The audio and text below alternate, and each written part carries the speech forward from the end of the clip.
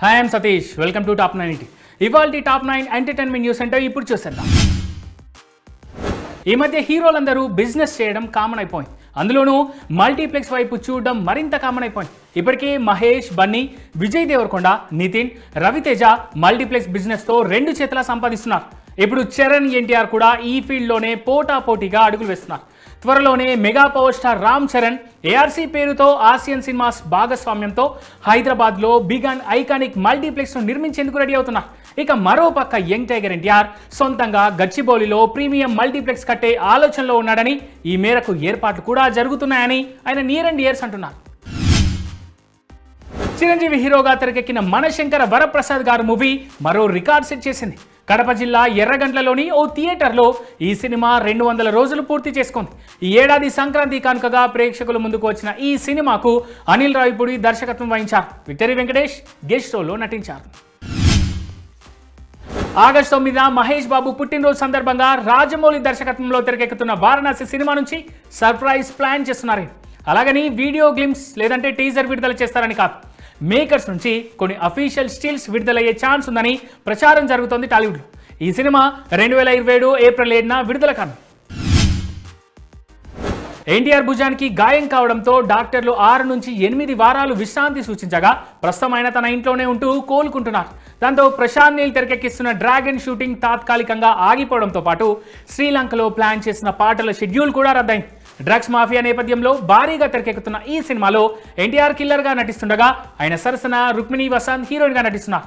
September 2 నుంచే మళ్ళీ shooting మొదలు కానుందని తెలుస్తోంది.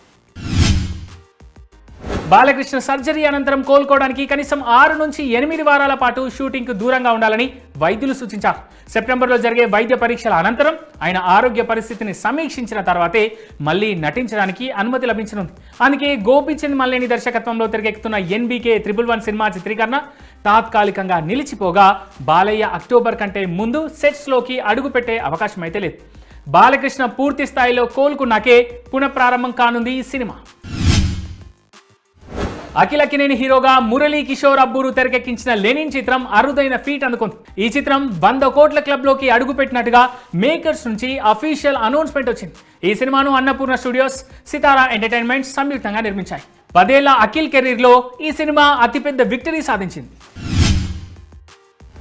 విజయ్ హీరోగా వినోద్ డైరెక్షన్లో తెరకెక్కిన జననాయకన్ మూవీ టాక్తో సంబంధం లేకుండా 250 కోట్లకు పైగా వసూలు సాధించింది.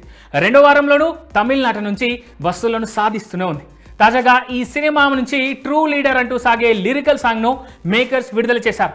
ఈ సాంగ్ ఇప్పుడు యూట్యూబ్లో ట్రెండ్ అవుతోంది. ఇండియన్ బాక్స్ ఆఫీస్ పై స్పైడర్ మ్యాన్ దండయాత్ర కొనసాగుతోంది. ఈ ఫ్రాంచైజీలో తాజాగా వచ్చిన spider man brand new day మొదటి రోజే ఇండియాలో 75 కోట్ల గ్రాస్ వసూలు చేసి ఆల్ టైమ్ రికార్డ్ సృష్టించింది. ఆ తర్వాత స్థానంలో మార్వెల్ సంచలనం అవెంజర్స్ ఎండ్ గేమ్ చిత్రం ఉంది. 2019లో విడుదలైన ఈ యాక్షన్ ఎంటర్టైనర్ ఇండియాలో ఫస్ట్ డే ఏకంగా 53.10 కోట్లు వసూలు చేసింది. సూపర్ స్టార్ రజనీకాంత్ జీవిత చరిత్ర త్వరలో ప్రేక్షకుల ముందుకు రానున్న టాక్ వినిపిస్తోంది.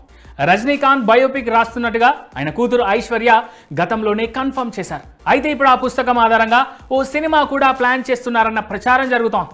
ఈ వార్తలపై రజనీకాంత్ టీం ఇంతవరకు స్పందించలేదు. శ్రీకాంత్ సంగిశెట్టి దర్శకత్వంలో హర్షిత్ రెడ్డి, స్నేహ మణిమేఘలై జంటగా నటించిన రొమాంటిక్ డ్రామా దీవానా. ఈ మూవీ ఆహా ఓటీటీలోకి వచ్చేసింది. జూన్ 20న థియేటర్లో విడుదలైన ఈ చిత్రానికి మంచి స్పందన వచ్చింది. ఈ సినిమా ప్రస్తుతం ఆహా గోల్డ్ సబ్స్క్రైబర్లకు మాత్రమే స్ట్రీమింగ్ అవుతుండగా జూలై 31 నుంచి ఆహా యూజర్లందరికీ అందుబాటులోకి వచ్చింది. ఈ సినిమా తమిళ భాషలో కూడా అందుబాటులోకి వచ్చింది. అన్నపూర్ణ స్టూడియోస్ నుంచి వస్తున్న స్వచ్ఛమైన పల్లెటూరు ఎంటర్టైన్మెంట్ పల్లబురుసు టీజర్ విడుదలైంది. ఇప్పుడు చాలా డిఫరెంట్గా ఈ సినిమా టీజర్ ఉండబోతుందని టీజర్ చూస్తేనే అర్థమవుతుంది.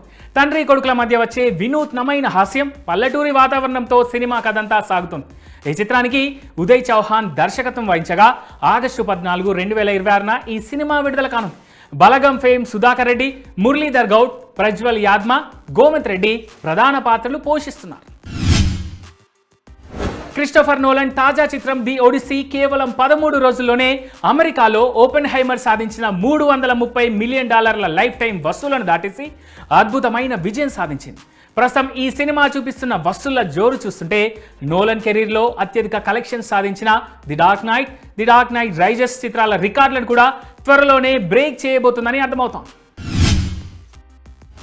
దక్షిణ భారత చలనచిత్ర రంగంలో తొలితరం ప్రముఖ నేపథ్య గాయని కోక జమునారాణి కన్నుమూశారు. ఆమె వయసు 88 సంవత్సరాలు. 1938లో తెలుగు నేలపై జన్మించిన ఆమె తన 7 ఏళ్ల వయసులోనే త్యాగయ్య సినిమాతో గాయనిగా తన ప్రయాణాన్ని ప్రారంభించారు. ఆ తర్వాత ఎన్నో అద్భుతమైన పాటలు పాడి తన తరంలో అత్యంత గుర్తింపు పొందిన గాయనిగా ఎదిగారు.